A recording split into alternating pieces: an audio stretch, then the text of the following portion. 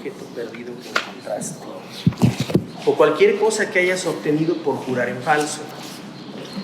Deberás hacer una restitución total a la persona perjudicada, más un 20% adicional. En el mismo día presentarás una ofrenda por la culpa. Como ofrenda por la culpa al Señor, debes llevar al sacerdote un carnero sin defecto de tu propio rebaño, o puedes comprar uno del mismo valor. Mediante este proceso, el sacerdote te purificará delante del Señor, te hará justo ante Él, y serás perdonado de cualquiera de estos pecados que hayas cometido. Entonces el Señor le dijo a Moisés: da a Aarón y a sus hijos las siguientes instrucciones con respecto a la ofrenda quemada. Estamos en Levítico 6. La ofrenda quemada se dejará encima del altar hasta la mañana siguiente, y el fuego del altar debe mantenerse encendido durante toda la noche. En la mañana, después de que el sacerdote de turno se haya puesto las ropas oficiales de lino y también la ropa interior de lino, deberá limpiar las cenizas de la ofrenda quemada y ponerlas junto al altar. Luego deberá quitarse estas vestiduras, cambiarse a su ropa normal y llevar las cenizas fuera del campamento a un lugar ceremonialmente puro. Entre tanto, el fuego del altar debe mantenerse ardiendo. Nunca deberá apagarse. Cada mañana el sacerdote le echará leña nueva al fuego. Luego acomodará la ofrenda quemada sobre él y también quemará la grasa de las ofrendas de paz. Recuerde que el fuego del altar siempre debe estar encendido. Nunca debe apagarse el fuego del altar. Vamos a orar. Nuestro Dios, venimos en esta mañana con gratitud en nuestro corazón porque tú nos traes, nos guías, nos enseñas, Padre nuestro. Permite que tu palabra el día de hoy nos ilumine, nos dé claridad y siga fortaleciendo nuestra fe como lo ha hecho hasta ahora. Lo pedimos en Cristo Jesús. Amén. Muy bien, pues una cosa que es muy llamativa en esta parte de los comentarios y las explicaciones de estos pasajes, a mí me llama mucho la atención, muchísimo, esto de la ropa interior, de lino. En la revisión, mis hermanos, me invito a acordar de la revisión 1909, que podríamos checar ahorita en cualquier teléfono. Se usaba una palabra muy especial en castellano para la ropa interior de los sacerdotes en este capítulo 6 del Levítico. Yo lo escuché hace muchísimos años, me quedó muy grabada. No sé si era pañetes. Pañetes era la palabra de la revisión de 1909, pero había una palabra muy castiza, muy española, muy la península, acerca, y que seguramente viene de Casiodoro de Reina directamente, donde al hablar de la ropa del sacerdote, aquí es la primera vez que se habla de eso. Y llama la atención porque en nuestro medio evangélico estamos muy desacostumbrados a la ropa litúrgica. Hay veces que pienso que para bien, pero hay veces, como dice el dicho actual, pero a veces pienso otras cosas y se me pasa. A veces pienso que está bien, pero a veces pienso que no. Que el ropaje litúrgico, que tiene un valor simbólico, los colores, ¿no? Hay quien dice que uno cuando viene de corbata para oficiar, por ejemplo, la Santa Cena, parece uno gerente de banco. Hay quien dice eso.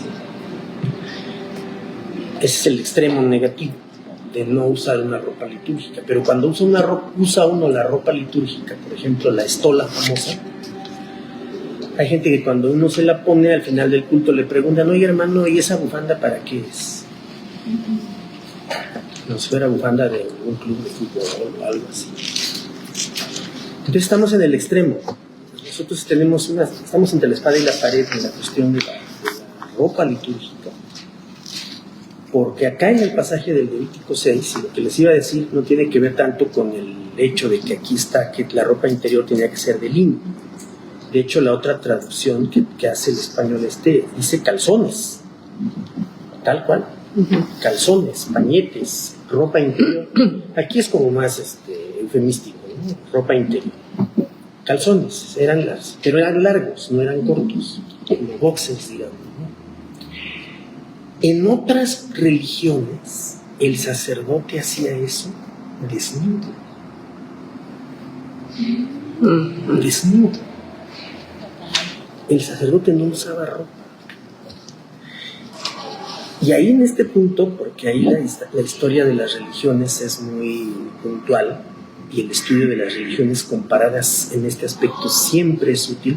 Antes se le llamaba estudio de las religiones comparadas o historia de las religiones, ahora lo hace la antropología, pero es lo mismo. Estos grandes maestros de las religiones comparadas como Mircea Eliade, sobre todo, Mircea Eliade fue la más grande autoridad contemporánea sobre el estudio de las religiones comparadas y de la historia de las religiones. Porque la historia de las religiones, o las religiones entre sí comparadas, tienen elementos en común. Un sacerdocio, unas escrituras sagradas, una clientela o una iglesia, grupo, rituales, mitos, cosas tabú que no debían tocarse, sacrificios, en fin, muchísimos elementos en común entre las diferentes religiones. Y lo que les voy a decir ahora puede parecer un poquito atrevido, no lo es, pero puede parecer. En las viejas tradiciones medievales de las llamadas brujas o de la brujería, que siempre fueron perseguidos y perseguidas, sobre todo las mujeres en la Edad Media y después también hasta en Estados Unidos, ya con las brujas de Salem, ¿se acuerdan ustedes? Todas las ceremonias que hacían esas personas las hacían desnudas. Los famosos aquelarres de los grupos de este tipo, oscuros y demás, todo se hace sin ropa, totalmente sin ropa. Por eso decía que con cuidado, ¿no? Porque no estamos comparando esto de acá con esas ceremonias, pero hay un punto en común entre las prácticas rituales de grupos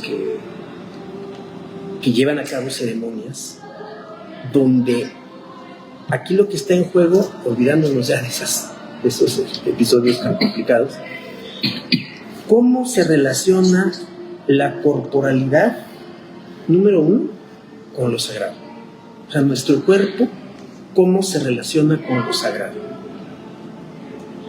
Y número dos, nuestro cuerpo como tal, lo que somos físicamente, cómo participa del culto, del tipo que sea, aquí lo decimos de manera general. Cuando decimos culto nosotros, pues entendemos que es el culto cristiano, pero también aquí tenemos esta ritualidad sacrificial tan relevante que estamos viendo y que nos plantea eso. ¿Por qué? Porque el cuerpo puede convertirse en algo sagrado, y de hecho lo es. En el Nuevo Testamento, cuando San Pablo dice nuestro cuerpo es templo del Espíritu Santo, Pablo, como siempre, entrando a decir ese tipo de cosas. Pablo era un bárbaro. Pablo era un creador teológico espeluznante. Fue un emprendedor religioso, como veíamos ayer en el tema de aquí del Distrito Centro. Fue un emprendedor religioso que se sometió a la autoridad de la Iglesia, más bien a la del Espíritu, no a la de la Iglesia. Se sometió a la autoridad del Espíritu. Pero él tranquilamente habría podido formar su propio grupo, así como vemos hoy tanto emprendedor religioso que hay por todas partes, que entran en el esquema incluso de las franquicias. La famosa cobertura de la que habla la gente en las iglesias no es más que una franquicia. Se abren franquicias y por lo tanto también se cierran. Aquí en la calle de Doctor Vertes, que muchos conocen, hay una iglesia pentecostal bien chiquita, ahí por el rumbo del Metro Juárez, de Niños Héroes. Hay una iglesia pentecostal bien chiquita, ahí, que se ve que lleva muchos años. Iglesia de Dios, no sé qué. Enfrente, exactamente enfrente, en un local amplio que hay, háganle un espacio aquí al hermano, por favor, para que no se nos vaya a la otra mesa. La persona ya no alcanzamos a decir, pero que se acerque acá. Acérquese por acá, hermano. Le van a hacer un espacio de este lado. Pues se va a sentir una pelada o acá. Se oye bien, ¿eh? Se oye bien. Sí, pero lo digo para que los pueda ver. Sí. Bueno, entonces esa iglesia pentecostal le llegó la competencia.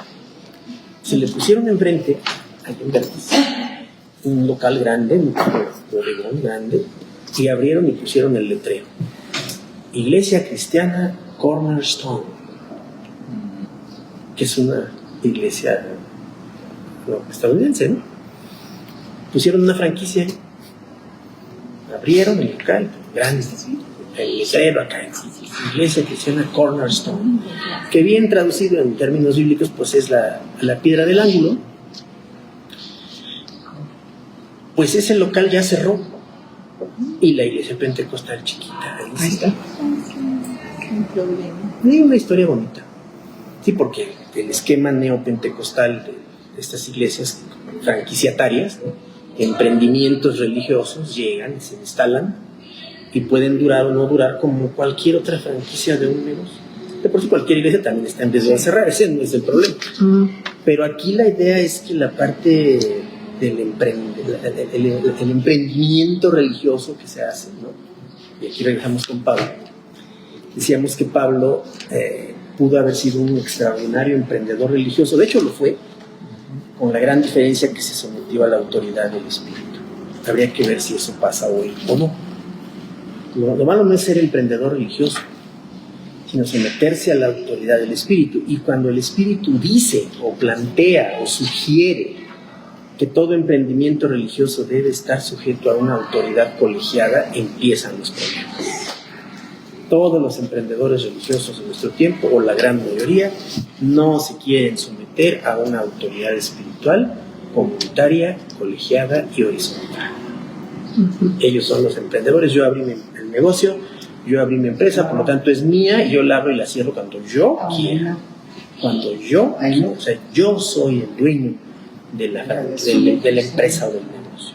Bueno, decíamos todo eso porque Pablo fue un gran emprendedor religioso, pero, hermana Ivonne, estamos en el Levítico 6, recordando que los sacerdotes usaban unos calzones de lino. Unos calzones de lino usaban los sacerdotes. Pañetes, creo que era la palabra. No, porque con ese tema estamos entrando, decíamos ahorita, al asunto de la corporalidad, cómo se ubica el cuerpo frente a lo sagrado y cómo se ubica el cuerpo frente al culto. Cómo se relaciona nuestro cuerpo con el culto. Sí, pañetes era la palabra. Sí, es pañete. Es pañete. Pañete era la palabra. Pañete, sí, pañete. Aquí ya en la 960 dice calzoncillo. Calzoncillo, que tampoco traduce bien la palabra. Eran una especie de calzoncillos, pero no eran como tales, eran algo así como unos pantalones cortos, más o menos. Entonces dice San Pablo en Romanos, en Corintios sobre todo, nuestro cuerpo redimido por Jesucristo y con la esperanza de la resurrección es templo del Espíritu Santo. Nunca en toda la Biblia se dicen palabras más reivindicadoras y más sublimes acerca del cuerpo humano y del cuerpo físico en general, de cualquier cosa creada. En ninguna parte de la Biblia se dice algo tan sublime. ¿Cómo llegó Pablo a eso? Pablo llegó a eso por toda esta comprensión que tenía de la ritualidad judía, de la manera en que el cuerpo particularmente podía ser puro o santo, o al mismo tiempo, no al mismo tiempo, o profano, inmundo o impuro, en diferentes circunstancias o en diferentes momentos. El trato con lo sagrado tenía que producir muchas cosas. Por eso en nuestra página 4, que vamos a conectarla con el capítulo 6 del Levítico, nuestra famosa página 4, que no es tan famosa como la... Ah, sí, claro. Como la famosa página 3 de Ovaciones. No, Miguelito se ha de acordar de esa página. Era una página non santa. En las oraciones de la tarde. ¿Las páginas centrales? No, Era la página 3. De oraciones de la tarde. Eran páginas non santas. Y toda la gente corría a comprar sus oraciones de la tarde por la página 3. Bueno. Era una página non santa. Hablando de santidad y pureza e impureza. Esta es la página 4. No sabemos si es santa o pura, no lo sabemos, pero el tema de hoy es eso: santidad, pureza e impureza. El lector occidental, que somos nosotros, porque somos los más occidentales que puede haber, estamos al occidente del occidente, que aborda el Levítico, se sorprenderá y sin duda estará incómodo por la importancia que se concede en él a la noción de pureza, impureza. El par siempre será un par: puro, impuro, sacro, profano, santo, no santo, en fin, siempre serán pares. Por tanto, vamos a tratar de clarificar estas nociones antes de abordar la lectura seguida del texto. Esto está en el cuadernito de Pierre Bouy, el primero, sobre Levítico. Es una noción que desempeña una función importante ¿en dónde? En un gran número de religiones, no solo en el cristianismo, no solo en el judaísmo, muchas más. Y que es objeto de numerosos estudios por parte de etnólogos, los estudiantes de las costumbres, ¿no? Y de historiadores de las religiones, como el gran Mircea Eliade, que fue un señor rumano-francés. Una primera aproximación consistirá en señalar las nociones a las que se asocian las palabras. La palabra puro, taor, e impuro, tamé. Ya dije taor, pero es tajor, ¿no? Porque es la H aspirada, tajor. Puro e impuro. Esos son los opuestos en el idioma original. Y él pone las palabritas como referencia porque a veces ayuda, a veces no. Puro, el concepto de puro se entronca con, obviamente, lo que ya sabemos: limpio, claro, sin mezcla, verdadero, completo, en orden. A todo eso hace referencia lo puro, la pureza. Lo que es puro favorece la vida, el regocijo, la racionalidad, el hecho de que no haya irracionalidad en la vida, que no haya, incluso en el Levítico vemos que el Señor propone y enseña y manda que no debería de haber comportamientos irracionales. Por ejemplo, ir a consultar a los adivinos. Eso es un comportamiento irracional, porque rompe la racionalidad de la fe en un solo Dios, que se afirma y que se sabe que es creador, que es omnisciente, que lo sabe todo, que conoce todo lo que pasó, todo lo que pasa y lo que va a pasar, lo tiene completamente bien claro, a diferencia de los seres humanos, y que no es posible acudir a una alternativa para enterarme del futuro. O sea, no puede ser que yo busque una alternativa a Dios, y si Dios no me lo quiere revelar, pues no me lo va a revelar ya. Si me lo quiere revelar en algún momento, pues qué bueno. Pero si no me revela nunca nada de mi futuro, porque antes se creía mucho en los sueños en relación con eso, ¿no? ¿Y son impuros los que van a ver a los adivinos? Por supuesto, impuros, inmundos, desobedientes, idólatras, etc. Son todo. Son limpias. Todo también. Y que también tiene que ver con el cuerpo. El trato con el cuerpo de una manera religiosa, ritual. Si no se quiere decir religiosa, es ritual. La limpia, el huevito que me pasa encima. Y luego lo rompen y entra y ¡oh, qué horror! Aquellos rituales o aquellas situaciones en que personas, tal vez como los monjes o algo así, que se lastimaban a sí mismos, es una compresión mal sobre la cuestión sacrificial, supongo. Entra en el campo, digamos, del asunto. Claro que entra, porque es el manejo del cuerpo en relación con lo sagrado. Yo lastimo mi cuerpo, y San Pablo llega un momento en que sugiere algo de eso, Casi dice, casi dice San Pablo: yo no necesito lastimar mi cuerpo, porque el Señor ya me puso un aguijón ahí. Y hay una de teorías sobre el aguijón corporal de Pablo, que si tenía gastritis, que si tenía esto, que si tenía aquello. Tenía un aguijón corporal que funcionaba de alguna manera como eso que estas personas se propician a sí mismas, para obligar al cuerpo a someter sus impulsos en relación con lo sagrado. Sí tiene que ver, pero no forma parte de la racionalidad, en este caso, digamos. En la Biblia no hay ninguna indicación sobre eso. Así es. Entonces, si se sale de orden, se sale del Se sale registro, otro.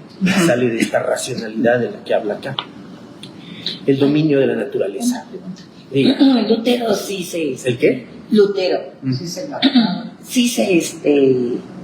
¿Se lastimaba? Sí, seguramente sí. ¿Y por qué? ¿De dónde se saca eso? Porque es el sometimiento del cuerpo en términos de una espiritualidad marcada por el impacto del pensamiento griego. El pensamiento griego despreciaba el cuerpo. Sí. Solo que con Lutero ya estamos después de la Edad Media, está terminando la Edad Media. Y terminando la Edad Media, siglo XV, empiezan a cambiar las maneras de ver la espiritualidad. La leyenda dice que Lutero, hasta que fue a Roma, se dio cuenta de que todo lo que hacía en relación particularmente con su cuerpo estaba mal, y que no necesitaba hacer eso para relacionarse bien con Dios. ¿Por qué? Porque Pablo descubrió el tema de la justificación. Ujú. Cuando Lutero, y bueno, Pablo también, cuando Lutero descubre la justificación, siente que hay una libertad total que ya no le va a permitir hacer eso, y no lo va a promover. Ujú. Lutero, en ese sentido, va a transferir, y ya parte de nuestro tema ahora, Lutero va a transferir, y tiene que ver con el cuerpo del propio Señor Jesús. Yo estaba muy tentado de que este año viéramos la película de Antonio Banderas, El cuerpo, así se llama, El cuerpo, hay que anotarla por ahí.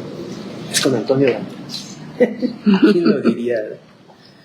Todo un señor ahí que... Yo pensé que iba a decir que el zorro, ¿no? Porque el zorro. El zorro, dices, ay. No, tiene esa película Antonio Banderas sobre el cuerpo, muy interesante. De hecho está esa, y bueno, ya hemos comentado en algún momento la de los estigmas, la persona esta que le salen los estigmas. Sí, sí.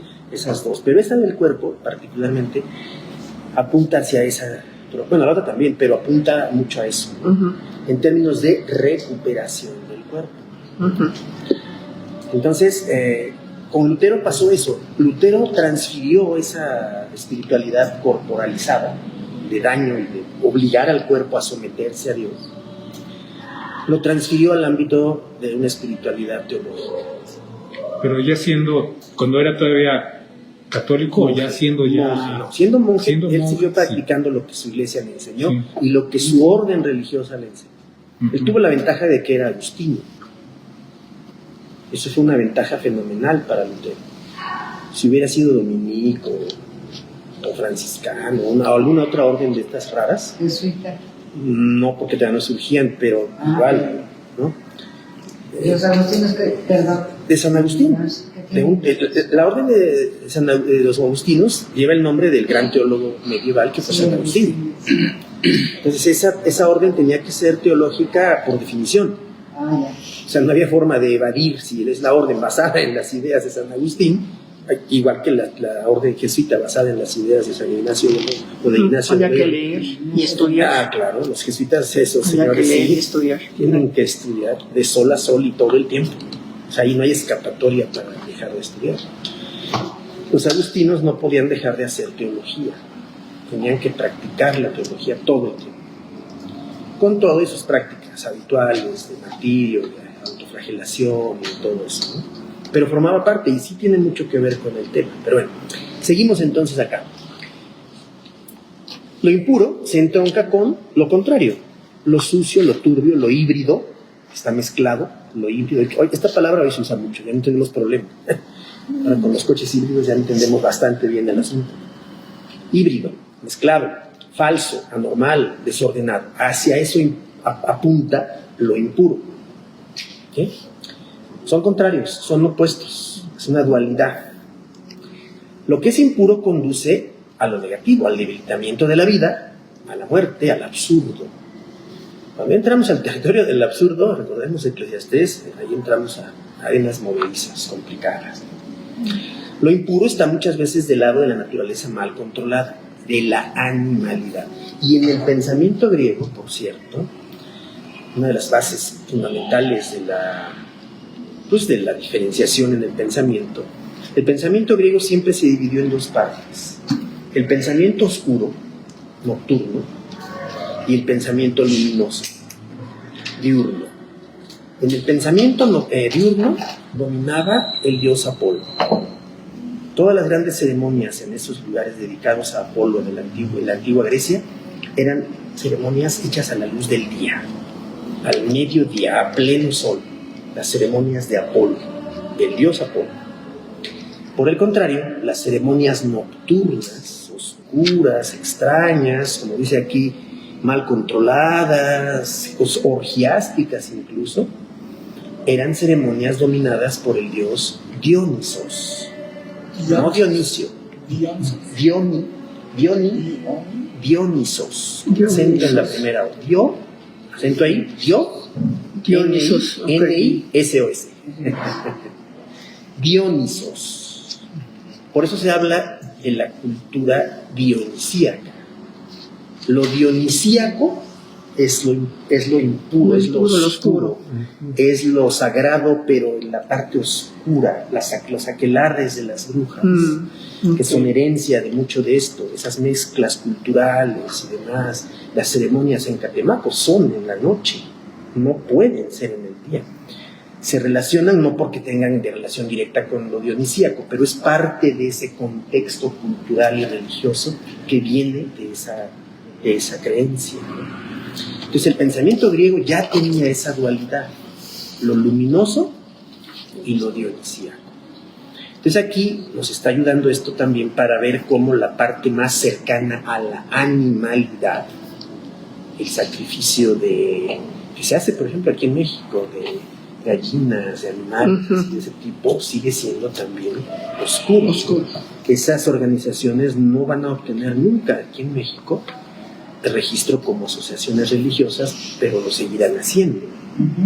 Eso lo van a seguir haciendo. Esas ceremonias. Hace poco hubo una polémica en Veracruz, porque el gobierno del estado de Veracruz empezó a hacer promoción de su turismo religioso, pero para Catemaco. Viaje a Catemaco y conozca usted lo que se hace en Catemaco.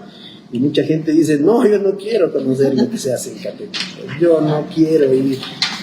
Yo no quiero saber lo que se hace en Catemaco. Y es bien bonito. El lugar, sí, por supuesto, pero las ceremonias son otra historia, ¿no? Y la gente evangélica cristiana allá en Veracruz se enojó y dijo, no, ¿por qué el gobierno está promoviendo ese tipo de cosas? No lo está promoviendo, está buscando que haya turistas que se acerquen a eso. Si son de su interés, la gente puede ir y conocer lo que se hace ahí, visitar al brujo mayor. Pero esa es parte, ¿no? Entonces, seguimos. El carácter práctico de la ley hace que se detallen mucho los casos de impureza y las maneras de purificarse. Y ven aquí que este autor, nuestro autor, nos está diciendo que se detalla esto en el Levítico, por el carácter práctico, pragmático. Uno de los puntos que espero que alcancemos a ver hoy, si no lo veríamos dentro de 8, si hay escalarse el domingo de resurrección, ¿no? Pero el punto acá está en el hecho de que cuando uno va viendo cómo el Levítico despliega todos los aspectos que quiere desarrollar, porque están bien claros las 3 o 4 secciones del libro. La primera, que es la que ya estamos terminando, termina en el capítulo 7, que son las leyes sobre el sacrificio. ¿Sí? La segunda parte empieza en el 8 y termina en el 10. Es muy simple, lo del 8 al 10 es muy claro y muy obvio. La investidura de los sacerdotes, incluso la ordenación, cómo inauguran su ministerio, incluso el ropaje también. La tercera parte, capítulos 11 al 15, son las leyes sobre impureza y purificación. Los animales puros e impuros, la parturienta, que es muy importante, la lepra, ropas, casas, purificación, y las impurezas sexuales inicialmente, del 11 al 15. La cuarta parte, solito el capítulo 16, es la cuarta parte. Yo les voy a mandar, no les mandé la semana pasada, pero esta vez les mando bien el bosquejo. El capítulo 16, el día del Yom Kippur, el día del perdón, de la expiación. Y la última parte, desde el 17 hasta el 26, todo esto es la ley de santidad. Y ahí hay ley de santidad. Y ahí está el capítulo 19, que es el capítulo fundamental de todo el Levítico. Y el apéndice, que está en el capítulo 27. Entonces, va desarrollando eso y va mostrando los casos de impureza y las maneras de purificarse. Normalmente estaríamos acostumbrados, por lo que conocemos del Nuevo Testamento, por ejemplo, cuando Jesús hablaba con las mujeres, o cuando su cuerpo, otra vez el cuerpo, quedó clavado en la cruz, y el cuerpo de los crucificados, o de los que eran colgados en un madero, porque esa es la frase técnica del Deuteronomio, no había crucifixiones. Las crucifixiones las inventaron Los romanos. en parte, porque había diferentes formas de cruces también. Era un tormento para disidentes y adversarios políticos o prisioneros. Y el cuerpo del Señor Jesús en el ritual judío, que además fue crucificado fuera de las murallas de Jerusalén, como bien subraya Hebreos, el cuerpo era inmundo. Era inmundo por haber muerto como murió. Si ya la tortura y todo lo que se acumuló en su persona físicamente, el sufrimiento físico, ya es toda una beta enorme de reflexión, el cuerpo como tal era inmundo. Por eso cuando José de Arimatea toma la decisión de ir a pedir el cuerpo, José de Arimatea conocía muy bien la ley, que lo que estaba pidiendo era legal por un lado, pero al mismo tiempo de manera ritual. Él incluso, por ejemplo, Se estaba condenando ahí. se estaba condenando, pero no le iba a ser tan fácil conseguir personas que fueran a quitar el cuerpo. Claro. Muerto en esas condiciones, porque estaba inmundo. Entonces, toda esa ritualidad que les decía, vemos a trasmano en el Nuevo Testamento, la vemos a trasmano porque ha evolucionado, ya no es la del Antiguo, ya no es la del Levítico. ¿Y Levítico en qué etapas? Antes del exilio, durante el exilio o en el segundo templo. El Levítico tiene también esas marcas visibles, sí. ¿Tendría que ver algo el día que era el sábado? Sí, por supuesto. Eso también Claro, sí, por supuesto. Y si se cumplieron realmente esos 3 días que dice el Señor, ¿no? Es un problemón ese. Bueno, Es un problemón. yo entiendo que no es lo mismo 3 días que al tercer día. Sí, pero aún así no checa. No checa. Y le han hecho malabarismos y no checa. O sea, no hay forma de que cheque. La verdad. Es un lío. Digo, a veces uno lo quiere decir tanto en la predicación, pero es un problemón. En términos así de exactitud, no checa. Pero bueno, entonces, buenos días. Muchas gracias. Es que nos dejaron el número 2. Entonces, el aspecto del quién iba a querer bajar el cuerpo de la cruz. Porque los romanos votaron ahí todo eso y dijeron, con permiso, háganse. Ya nos llevamos su ropa de este señor y adiós. Porque aquí viene lo que vamos a comentar. Bueno, ay, perdón, ¿eh? No, Ahorita no pida que perdón. dice que es impuro y que quién lo iba a bajar. Entonces ellos tenían todavía todo eso de Totalmente. todos estos rituales. Es hasta nosotros después de la muerte de Jesús que acaba todo eso. No acaba. ¿No? ¿Acaba en qué sentido? Para la fe cristiana acaba. Acaba ahí, Ajá. pero para ellos no. Para el judaísmo Sí, no. para el judaísmo. Todavía Sí, está claro, vivo. sí. El judaísmo Ok, sigue. ok, sí, ya. El judaísmo se trastorna terriblemente y el Señor lo anunció en el año 70. El año 70 es otro de los muchos parteaguas que hay en la historia del judaísmo, porque es cuando Roma llega y a ver estos revoltosos judíos insoportables e incomprensibles, ahí les va otra vez. Y las afueras de Jerusalén se llenaron de más cruces que en la propia época del Señor. Sí, pero es importante. Yo lo que estaba explicando justamente tiene que ver. Nosotros tenemos estos rituales, los tenemos filtrados en el Nuevo Testamento porque se recuerdan. Por ejemplo, cuando José de Arimatea va a pedirle cuerpo, el texto no nos subraya que está inmundo. No. El texto no nos lo dice porque se sobreentendía. Para los lectores judíos era clarísimo. Para nosotros no. Se nos tiene que explicar eso. Se tiene que contextualizar. Y en ese momento, como ahorita decía nuestro hermano Andrés, esto ya había evolucionado y el judaísmo siguió su curso, ¿no? Siempre, hasta hoy, con sus diferentes transformaciones, pero nosotros ya vemos ese judaísmo en otra etapa diferente a la que estamos aquí. Muy diferente, avanzada, evolucionada, corrupta si se quiere, todo lo bueno y lo malo. Y entonces nos encontramos en los episodios del Nuevo Testamento para empezar con la fiesta de la Pascua, Pesaj. Ahí está la fiesta de la Pascua. Y no la entendemos. Así, literalmente, la fiesta del Pesaj no la entendemos. Tenemos un grave problema con esa fiesta. Otra vez, nuestro librito de las fiestas de librito turístico para los turistas que iban a Israel. ¿Qué es la fiesta del Pesaj? ¿Qué representa? No, pues representa y nos ponemos ahí en saberlo todo. Pues esto fue la Pascua tal cual, igual, se servía y los panes ácidos, y vestirse como si se fuera a viajar. No, eso no hay ningún problema. No, perdón. Todas las fiestas de Israel han evolucionado. Y después del Pentateuco y de otras épocas surgieron fiestas nuevas que no estaban originalmente. La fiesta del Purim, por ejemplo. Esa fiesta era nueva, esa surgió cuando lo de Esther y el posible exterminio. Allí sí exterminio, como estábamos discutiendo la semana pasada. ¿Cómo? No peleé. No peleo, lo saco a colación porque es un punto importante. Ese tema está por debatirse tremendamente, de manera incluso legal y terminológica. No peleo. A lo que voy con eso es a que esas fiestas nuevas, cuando los macabeos surgieron otras fiestas, Sí. la liberación de los macabeos es otra gran fiesta, ¿no? Tanto así que ahora hay macabeadas. Las macabeadas son las olimpiadas del judaísmo mundial. Hay unos juegos macabeos que se llaman así, las macabeadas, y van todos los atletas judíos del mundo a competir en todas las disciplinas atléticas. Así. Eso es otra fiesta, finalmente, contemporánea. Así como se recuperaron las Olimpiadas a principios del siglo pasado.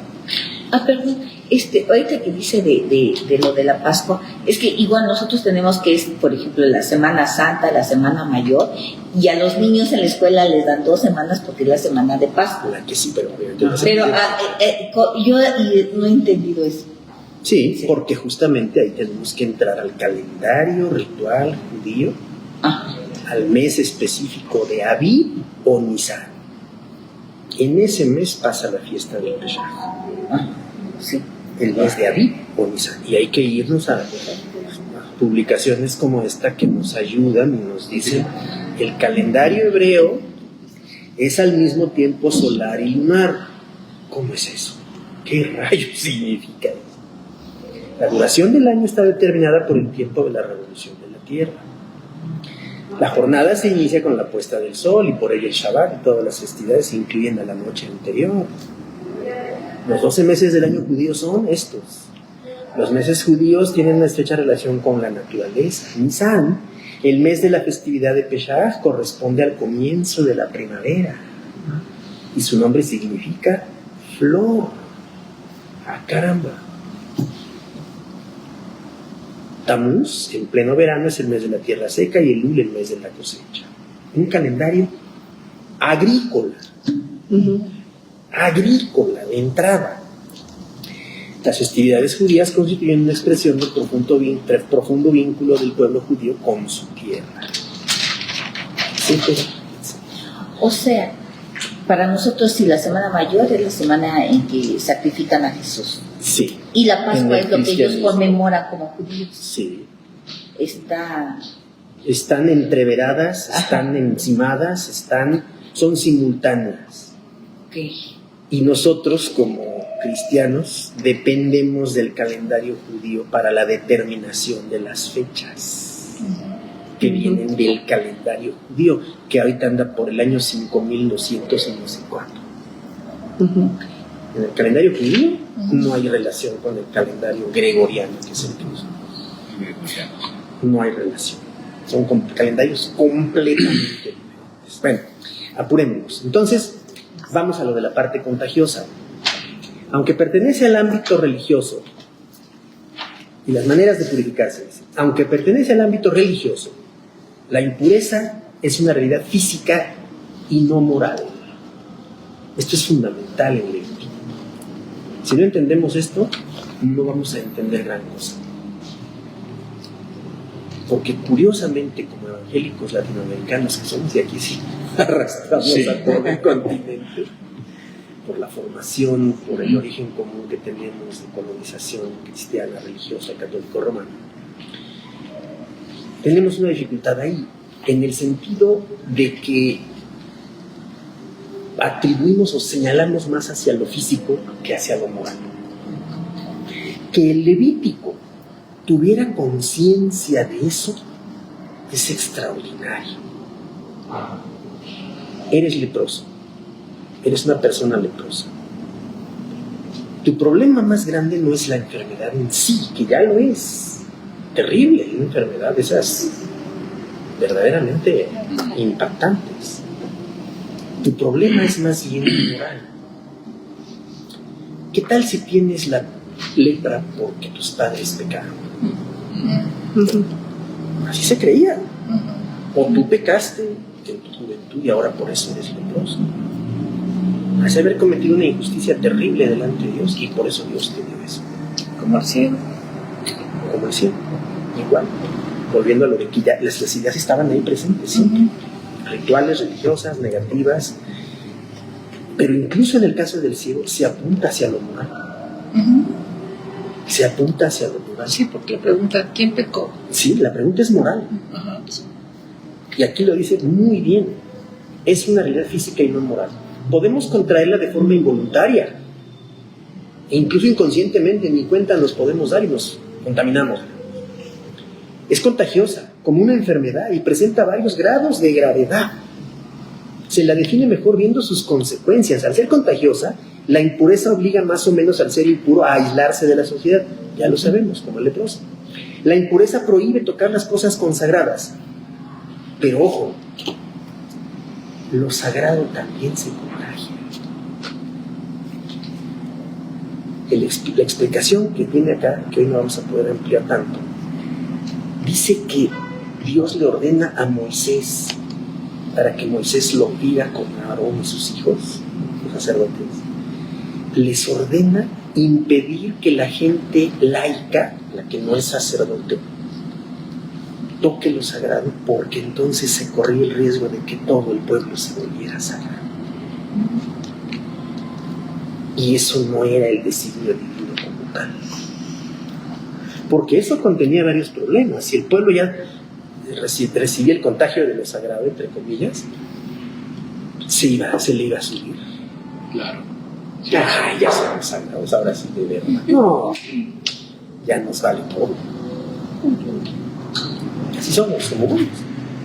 Igual que la primera mujer que se sintió ya poseedora de un gran conocimiento, cuando el conocimiento que le transmitió la serpiente fue un conocimiento, como hablábamos hace un momento, de la irracionalidad, que aprende, Dios se lo dice, ¿no? Y ellos responden, es que nos dimos cuenta de que estamos desnudos. ¿Y a ti quién te dijo que estás desnudo? Ah, ya sé quién te dijo. ¿Y por qué lo sabes? ¿No? O sea, ahí está la irracionalidad. Pero bueno,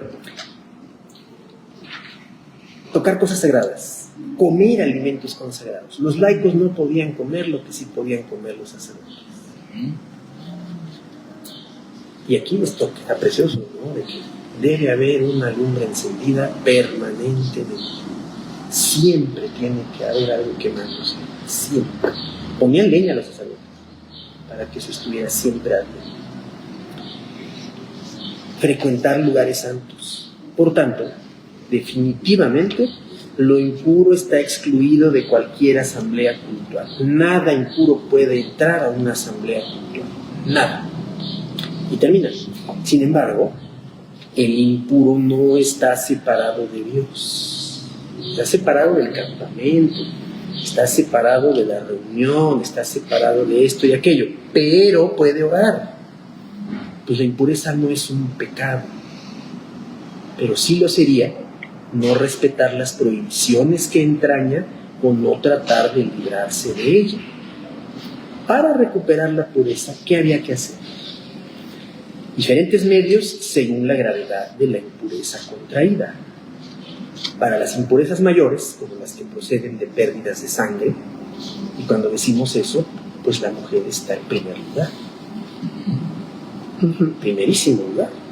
Y por eso hay instrucciones específicas para esa situación, que por supuesto no se entendía hoy, como se entiende hoy. Se entendía de manera ritual. ¿Por qué pasaba? No había claridad, pero se veía que sucedía y que tenía relación con ¿qué astro? La luna. Claro. Es el ciclo de 28 días de la luna, coincidente con esa situación biológica. Es preciso un sacrificio específico que conserva el nombre de sacrificio pecado, porque es una sola palabra, el natat, incluso aunque no exista ninguna falta que imputar. Para las impurezas menores bastará con aislarse y bañarse, listo, sin problema. Por eso cuando el Señor Jesús sana a algunos, especialmente a los leprosos, les ordena: vayan con el sacerdote para que los purifique. Jesús es escrupuloso con estas instrucciones. Es escrupuloso, es detallado, es respetuoso. Obviamente conoce la ley por formación familiar. Porque todo eso flotaba en el ambiente, se vivía, se aprendía, se repetía año con año, se vivía el calendario litúrgico. Nosotros, desgraciadamente, y lo digo con mucha tristeza, nosotros no vivimos el calendario litúrgico.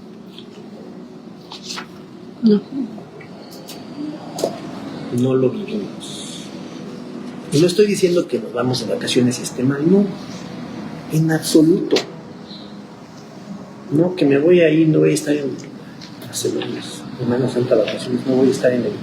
No pasa nada. ¿No vivimos en cuanto a rituales? No, en cuanto a una conciencia litúrgica de que la liturgia como tal, como calendario, como circularidad, como repetición, porque lo es ritual en el sentido de que se repite, pero no por otra razón.